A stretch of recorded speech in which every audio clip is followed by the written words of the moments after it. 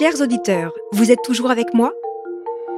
C'est le jour de l'opération de Carole que j'ai rencontrée dans l'épisode 1. Elle vient d'arriver à l'hôpital Charles-Nicolle à Rouen. Elle a été installée dans une chambre en attendant son intervention. Nous la retrouverons un peu plus tard. Vous écoutez Respire, le podcast du service de chirurgie thoracique du CHU Charles-Nicolle à Rouen. Je m'appelle Caroline et je vais vous guider pendant les 4 épisodes.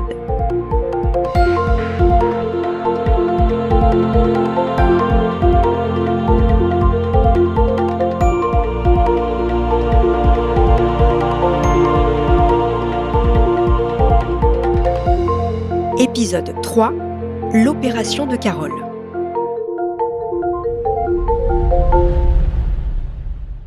Enfilez votre charlotte et votre masque, je vous emmène au bloc avec le professeur Jean-Marc Bast, car avant Carole, il va opérer 2 autres patients. Là, on rentre, Caroline, au bloc opératoire. C'est un environnement qui est assez stressant, voilà. Stressant sur l'organisation, stressant évidemment puisqu'il y a quand même des actes opératoires lourds. Et ça, un bloc lourd ici. Ce qu'on appelle un bloc lourd, c'est on fait de la chirurgie vasculaire lourde, on fait de la chirurgie thoracique lourde et de la chirurgie cardiaque. Voilà. Jean-Marc Bast, je suis chirurgien cardio-thoracique au CHU de Rouen depuis maintenant 15 ans. Et je m'occupe d'un service avec 2 unités, une unité de cardiaque, une unité de thoracique. Et une des caractéristiques, c'est qu'on a développé beaucoup dans l'unité de thoracique la chirurgie mini-invasive, bien sûr robotique, mais au-delà de l'aspect technologique, on a aussi mis en place tout un parcours de soins pour la prise en charge des patients opérés du poumon. Donc toi, ce matin, ce qui caractérise, c'est le calme quand même. Toi, quand tu rentres, parce que tout est extrêmement bien organisé. Et donc, on a habillé sur le champ, on a 2 fellows, on a une fellow allemande. Une fellow, c'est des gens qui sont déjà chirurgiens et qui viennent faire un complément de formation. Donc là, tu vois, on a 2 fellows. On a un Chinois qui vient de Wuxi, à côté de Shanghai, qui vient pour apprendre la robotique. Une des caractéristiques du centre de Rouen, c'est qu'on est le plus gros centre robotique français et on a un centre de formation international. Je m'appelle Jung. Je suis chirurgien en Chine. Et vous venez ici à Rouen au CHU Charles-Nicolle pour quelle raison ? Parce que je voudrais apprendre la technique de robot. Le professeur Bast fait des opérations de robots très très bien. Vous êtes ici pendant combien de temps ? 1 an. En total, 1 an. En face, on a Henrietta, qui vient de Munich, elle, qui va 6 mois. Et c'est des gens qui paient leur séjour ici. C'est-à-dire que c'est pas l'hôpital qui paie. Et après, tu as Moussa, que tu vois, qui est sénégalais, qui lui est interne. Donc, il est en cours de formation, il vient de Dakar. Des jeunes chirurgiens sont donc prêts à faire des milliers de kilomètres pour apprendre les dernières techniques de la chirurgie thoracique robotisée. Et puis, habillé aussi à côté, tu as un externe, donc c'est un étudiant en médecine. Voilà, donc, tu vois, on est vraiment au cœur de ce qu'on appelle un centre hospitalo-universitaire. Donc là, dans la salle avec toi, il y aura combien de personnes pendant l'opération ? Il y a 3 personnes habillées et 2 personnes à l'extérieur. Donc, il y a Corinne, elle, qui est l'infirmière. Donc, elle a un rôle majeur puisque c'est elle qui fait la traçabilité des instruments, du matériel et tout ça. Je suis Corinne, une infirmière de bloc opératoire. J'ai le rôle de circulation aujourd'hui, puisque habituellement on est deux infirmières de bloc en salle. Là aujourd'hui il n'y en a qu'une. Moi je suis circulante et ma collègue, si elle avait été là, serait instrumentiste. Circulante, ça veut dire qu'on donne tout le matériel dont le chirurgien a besoin et dont l'instrumentiste a besoin. Alors, le monsieur qui va se faire opérer ce matin. Ouais. Alors, c'est un patient qui a un cancer du poumon. Donc, on va faire une chirurgie dite conservatrice où on va enlever la moitié du lobe inférieur, qui est une technique extrêmement évoluée parce qu'il faut de l'imagerie 3D et il faut un robot pour pouvoir faire ça dans de très bonnes conditions.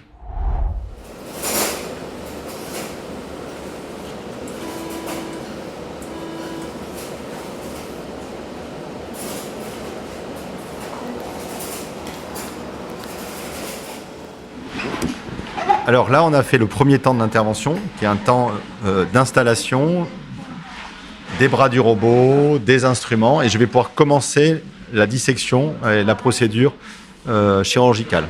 Il est arrivé en salle à 8h pile, tu vois, il est 9h30. Donc toi, il y a 1h30 de mise en place, si tu veux, avant que je commence le geste. Allez, on y va. Je vous explique. Autour du patient endormi, il y a l'équipe chirurgicale que Jean-Marc Bast nous a présentée. L'infirmière, l'anesthésiste, les chirurgiens étrangers venus se former. Et au-dessus, il y a une grosse araignée robotique dotée de grands bras, guidée par le chirurgien qui se trouve de l'autre côté de la pièce. Mets ta tête dedans. On est immergé dans le malade. Là, j'ai la tête dans l'écran. Tu peux nous expliquer là ? Oui, vas-y.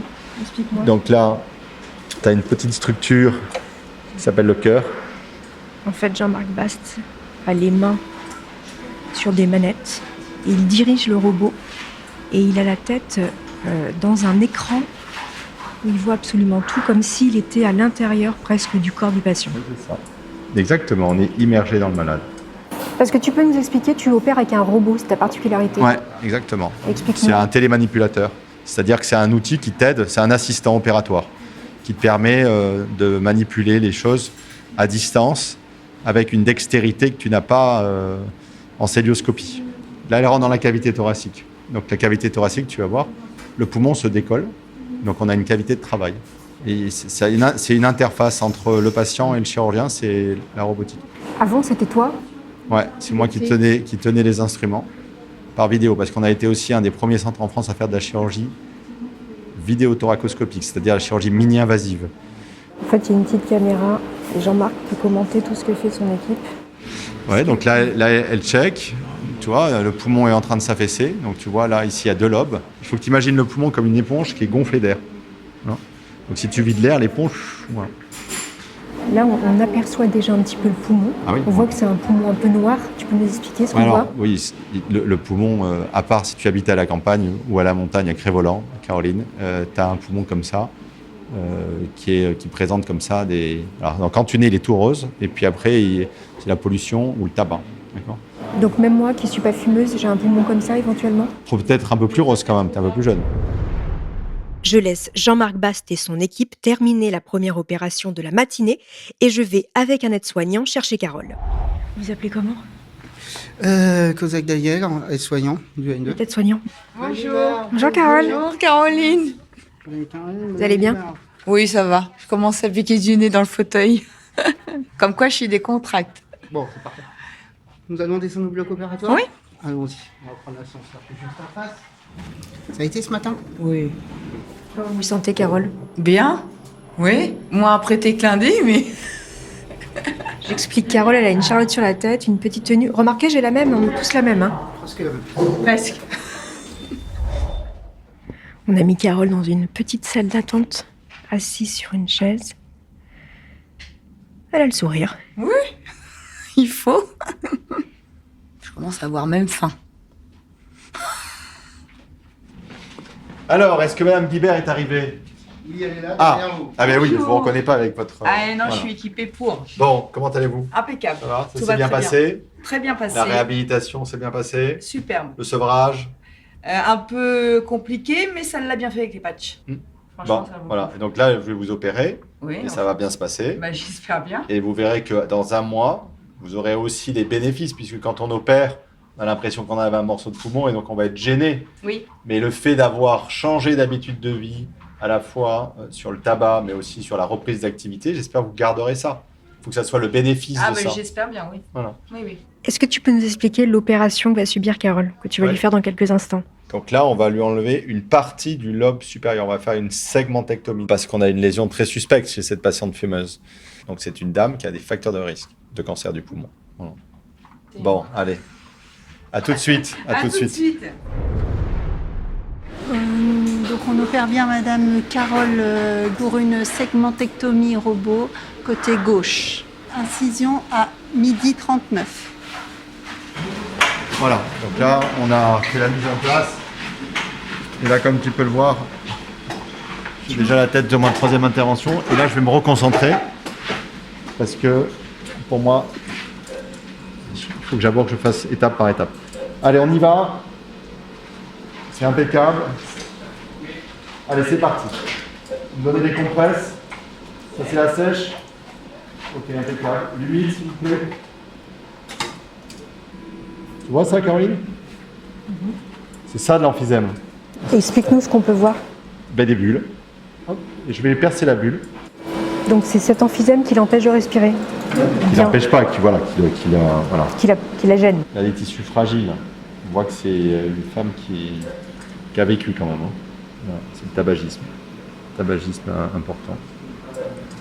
En train d'un vieillissement, une tissulaire, une oxydation comme on dit.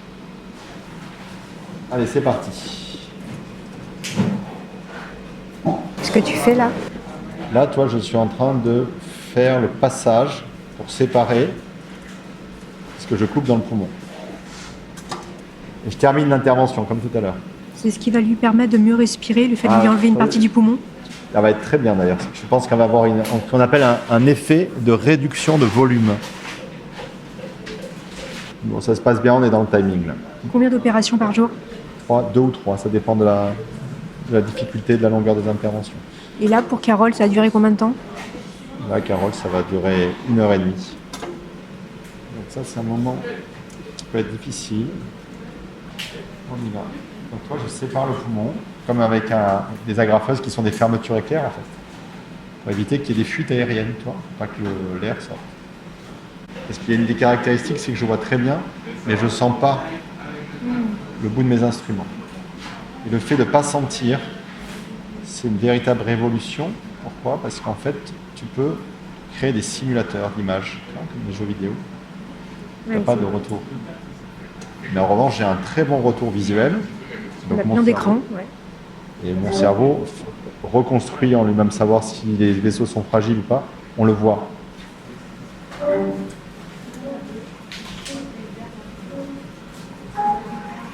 On prendra un chargeur bleu après. Un drain de 21 pour elle. Un petit drain, pour pas qu'elle ait mal. Et donc, tu vois, on met un drain pour évacuer les humeurs, comme disait Hippocrate. Les liquides, l'air. Et s'il n'y a pas de fuite, eh ben on retirera le drain de demain. Pour cette patiente, je vais mettre du progel. Du progel, ok. S'il te plaît. Oui. Donc là, je vais mettre un gel qui est un film qui va coller pour justement qu'il n'y ait pas de fuite aérienne. D'accord? C'est un gel qui étanchifie si tu veux. Le temps complexe est terminé. Voilà. On remet les chaussures. Là, je remets mes chaussures parce que j'opère en chaussettes. Plus confortable. Voilà, c'est fini.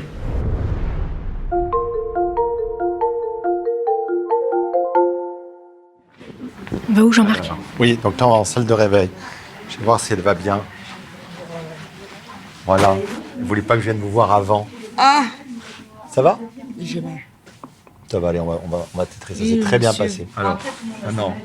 Tout, c'est un tout petit coup pour voir. Ah bah, j'ai du mal. Juste comme ça. Voilà, c'est très bien. Donc ça bulle pas et tout ça, c'est super. Vous allez être soulagé, vous allez voir. Je vous vois ce soir. Ok, pas de problème. Merci. Comment vous sentez? Elle est douloureuse. Mais bon, monsieur m'a donné ce qu'il fallait pour. Donc, bon, je vais essayer. Reposez-vous bien. Là, elle va très bien. Là, elle se réveille, elle est calme. Tu vois, elle a un peu mal, mais c'est normal. Bon, elle est super, ça se voit. Elle est souriante et tout. Non, ça c'est bien, ça s'est super bien passé. Ouais. Voilà. Alors là, il va y avoir la lune de miel post-opératoire. C'est-à-dire? Parce que les gens sont très stressés. Donc, quand ils se réveillent, qu'ils se rendent compte que ça va bien, ils vont au fauteuil et tout. Pendant 2-3 jours, il y a un peu d'excitation. En revanche, quand ils arrivent à la maison, ils sont épuisés. Carole, après, avant, salle de réveil. Et ce soir, j'espère qu'elle sera au fauteuil. Donc là, c'est ce qu'on appelle la réhabilitation précoce. C'est-à-dire qu'on les mobilise rapidement pour pas qu'ils fassent d'infection pulmonaire. Donc, soit je lui retire le drain demain, soit je lui retire le drain samedi.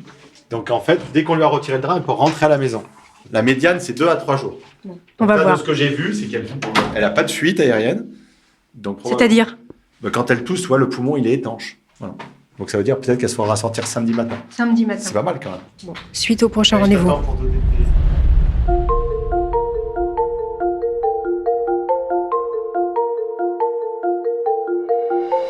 L'opération de Carole s'est très bien passée.